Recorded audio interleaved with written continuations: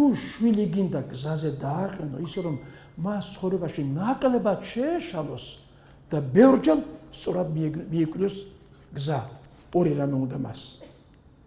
აღზარდე შენ შვილში კეთილშობილება. სიტყვა ხო ისეა. არ შეგვეშლება, ყველა მეცეთ რა არის კეთილშობილება, გულისხმიერება, ყურადღებიანობა, თავაზიანობა, არა, უშურველობა. ეს კეთილშობილი ადამიანის ყველაზე კარგი თვისებებია. ეს ერთი. მაგრამ კეთილშობილობა რომ აღზარდო, თვითონ როგორ უნდა გახდე? თუ არ ახარ კეთილშობილი, შენც ესწრაფე შვილთან ერთად კეთილშობილებას. გუშინ ერთი მშობელი მევიდობა და ახლა გავიგე აღზრდაო. ესე იგი, მეო ჩემი თავი უნდა ვზარდო, რომ შვილთან ერთად გავიზარდო. ეს მართალია. შვილთან ერთად გავიზარდოთ. ის ხო მაინც გაგისწრებს მერე შენ. როცა შვილთან ერთად იზრდები, ის წინ წავა. მაგრამ თუ გონია რომ შენ უკვე გაზრდილი ხარ, აი აქ დგება და ჩემს იქით არ წახვიდე, ვერ წავა. მოგემსგავსება შენ უკეთეს შემთხვევაში. კეთილშობილება.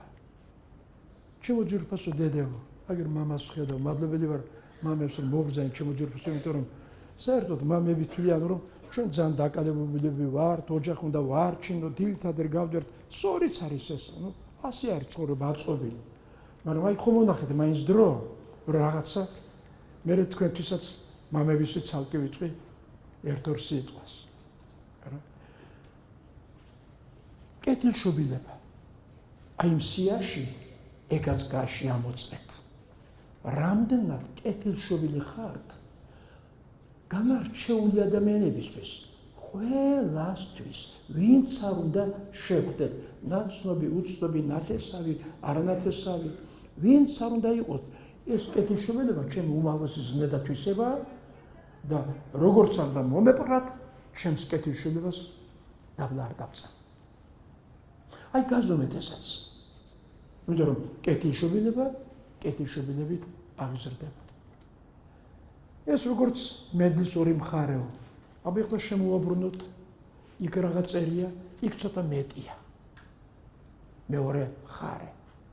ეს უფრო ამაღლებულია და ეს იმათ, ვისაც ესაც უნდა თორ გააკეთონ და აკეთონ სწრაფიან. დიდსულოვანი ადამიანი. როგორ გონიათ ეს ადამიანი? დიდსულოვანი. დინჯი, ბრძენი, გამგები, დამთმობი. ამ დიდსულოვანმა იცის დამდაბდი რათა ამაღლდეო. და არასოდეს არ მოგაჩვენებს თავს შენზე მეტად. თითქოს შენზე ნაკლებია. თუ გონება გაქვს მიხვდი. ვინ გიდგას გვერდით. დიდსულოვანი. დიდსულოვნას უთოთ რწმენაც აქვს. უნდა რომ სულზე ლაპარაკი. სულის სრულყოფაზეა ლაპარაკი. მაშინ ერთი მხრივ კეთილშობილება შვილისა, მეორე დიდსულოვნება. აქედან გამომდინარე ზრუნავ ჩემს დიდსულოვნებასა და ჩემს კეთილშობილებასაც. რომ ბავშვმა ჩემგან მიიღოს ის წყარო, რაც მასში აღმოაცლებს ყველა კარგ თვისებას. მაშინ დავამთავრებ ამ აზრს. ჭეშმარიტი აზრდა საკუთარი თავის აზრდით იწყებაო. დაიხსენეთ, ჩაიწერე ჩემო ჯერფასო, ახალგაზრდები ხართ. მე გვიან მივაგენი ამ რაღაცებს, რომ ცოდნეს კარგი შვილი კი მყავს, დიდსულოვანი კეთილშობილის, მაგრამ უფრო უკეთეს გავხდიდი. მე თვითონ გავხდებოდი უკეთეს კიდე. მაგრამ მე თუ ვერა თქვენ გააკეთეთ ესა. ხო, დიდსულოვანი და კეთილშობილი.